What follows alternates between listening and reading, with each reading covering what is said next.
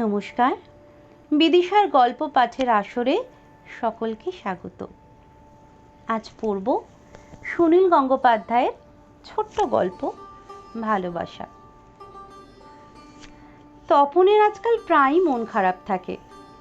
প্রায় সে একা একা দাঁড়িয়ে থাকে জানলায়, অথবা ছাদে উঠে ঘুরে বেড়ায়, আর মনে হয় পৃথিবীতে আমাকে কেউ ভালোবাসে না। তা যদিও সত্যি নয়, বাবা মা তাকে খুব ভালোবাসেন, আর ছোট মাসি তো এলেই তাকে কত আদর করেন। দাদা তাকে মাঝে মাঝে খুব বকুনি দেয় বটে, দাদার বইপত্তরে হাত দিলে খুব চটে যায়, কিন্তু দাদাও তো তাকে চকলেট কিনে দেয়, মুড়ি কেনার পয়সা দেয়। আর তাদের বুড়ো কাজের লোক বেচারাম তো তপনের সব কথা শোনে। তবুও যেন তপনের কেন মনে হয় আমাকে কেউ ভালোবাসে না। গত মাসে তপন 13 থেকে 14 বছরে পা দিয়েছে। হঠাৎ কিরকম তাড়াতাড়ি সে লম্বা হয়ে যাচ্ছে।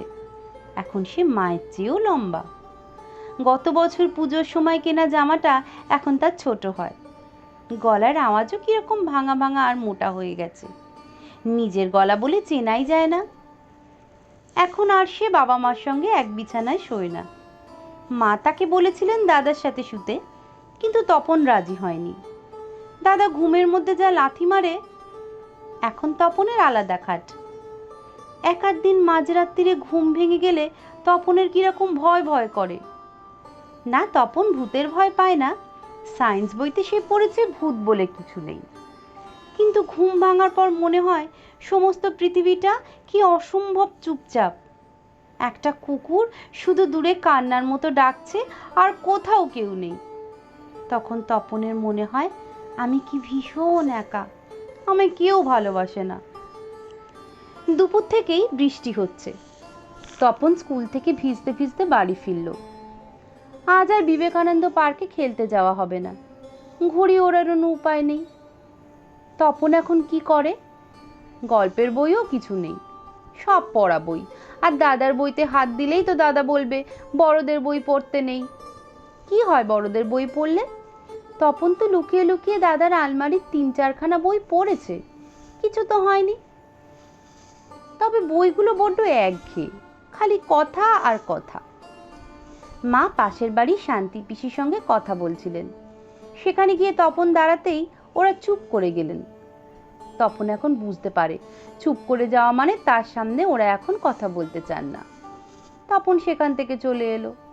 দাদার ঘরে দাদা বন্ধুদের সঙ্গে আড্ডা দিচ্ছে আর লুকিয়ে লুকিয়ে সিগারেট খাচ্ছে। সেখানে যেতেই দাদা বকুনি দিয়ে উঠল, তুই যা এখান থেকে। তপন কোথায় যাবে?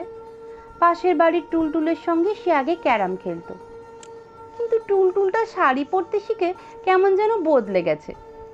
এখন সব সময় সে মেয়েদের সঙ্গে মেশে, আর মাঝে মাঝে ফিস ফিস করে নিজেদের মধ্যে কি অমনি বলেই হাসিতে গড়িয়ে পড়ে। মেয়েদের সব সময় হাসি, ওদের এই জন্য ভালো লাগে না তপনের। টুলটুল এখন আর তার বন্ধু নয়। তবু তপন জানলা দিয়ে ডাকলো, এই টুলটুল, আয় ক্যারাম খেলবি? টুলটুল আয়নার সামনে চুল আঁচড়াতে ব্যস্ত। তপনকে রীতিমতো অবজ্ঞা করে উত্তর দিল, আমি জামাইবাবুর সঙ্গে সিনেমায় যাব। তপন একা একা ছাদের সিঁড়ি দিয়ে উঠে এলো। বৃষ্টির দিকে তাকিয়ে রইল এক দৃষ্টে। তার খুব মন খারাপ, তাকে কেউ ভালোবাসে না।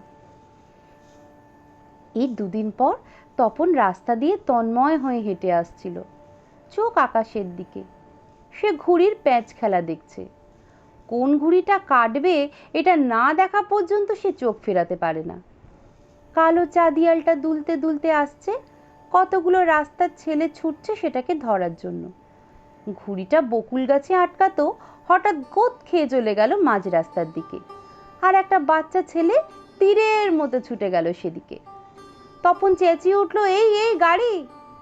একটা গাড়ি খুব কাছেই, ছেলেটা দেখেনি। তপন আর থাকতে পারল না, সে একা দৌড়ে গিয়ে ধাক্কা দিয়ে ছড়িয়ে দিল ছেলেটিকে।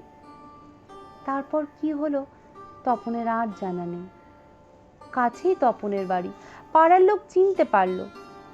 মোটর গাড়ির সঙ্গে ধাক্কা লেগেছে তপনের। বিশেষ কিছু নয় অবশ্য। সেই গাড়ির ড্রাইভার এবং অন্যান্য লোকেরা ধরাধরি করে তপনকে নিয়ে এলো বাড়িতে। এই তপু, এই তপু! যেন খুব দূর থেকে একটা ডাক শোনা যাচ্ছে। তপন আস্তে আস্তে চোখ মেলল। চোখের সামনেই তার মায়ের মুখ, কান্নায় ভেসে যাচ্ছে। বাবার মুখে কি দারুণ উৎকণ্ঠা। দাদা কোনোদিন এই সময় বাড়ি থাকে না। দাদাও ব্যগ্রভাবে ডাকছে, এই তপু। বেচারামের মুখও শুকনো, টুলটুলও এসেছে। তার মুখ দেখেও মনে হয় এক্ষুনি সে কাঁদবে। তপনের আর ব্যথা নেই, তার খুব আরাম লাগছে। ঘরে সবার মুখ দেখে মনে হচ্ছে সবাই কি দারুণ উৎকণ্ঠিত তার জন্য। তপন বুঝতে পারল এরা সবাই তাকে ভালোবাসে, খুব ভালোবাসে। সকলকে অনেক ধন্যবাদ।